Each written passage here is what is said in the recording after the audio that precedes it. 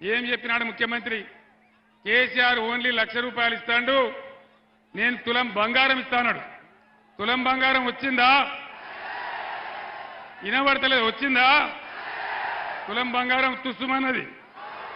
ఇప్పుడు అడిగితే కాంగ్రెస్ కస్సుమంటున్నది. ఎక్కడికి పోయింది కరెంటు?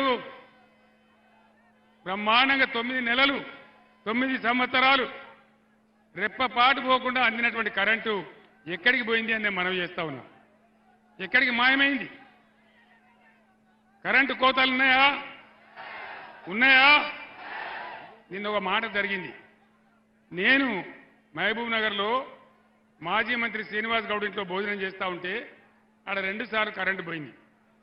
నేను చెప్పిన కరెంటు పోయింది అని. మరి నన్ను ఇబ్బంది పెట్టానని తీసేసినరా లేదా వాళ్ళ అసమర్థతన? పోయిందని నేను ట్విట్టర్లో పెట్టిన. దాన్ని చూసి ఈ జిల్లాలో ఉన్న ఉప ముఖ్యమంత్రి కరెంటు మంత్రి బట్టి విక్రమార్క, ఆయన బట్టి విక్రమార్క కాదు వట్టి విక్రమార్క, ఆయన ఏమి స్టేట్మెంట్ ఇస్తాడు? ముఖ్యమంత్రి కేసీఆర్ గారు అబద్ధాల కోరు, అబద్ధం చెప్తున్నాడు అని చెప్తాడు. ఇప్పుడు నా దగ్గర ఉన్నది కాగితం. నిన్న ఉస్మానియా యూనివర్సిటీలో అక్కడ చీఫ్ వార్డెన్ గారు ఒక సర్కార్ ఇష్యూ చేసిండ్రు. కరెంటు కోతలున్నాయి, నీళ్ల కొరత ఉంది, హాస్టల్ మూసేస్తున్నాం, మీరు ఇంటికి పోండి అని చెప్పించిండు. దాన్ని పెట్టి మళ్ళా నేను ట్విట్టర్లో పెట్టి ఇయ్యాల. అదే బట్టి విక్రమార్క గారు చూడండి మీ ఘనత ఎంత ఉందో, ఎక్కడో మహబూబ్ నగర్ ఖమ్మం కాదు ఉస్మానియా యూనివర్సిటీకే నీళ్ళు ఇచ్చే దిక్కు లేదు అని నేను పెట్టిన.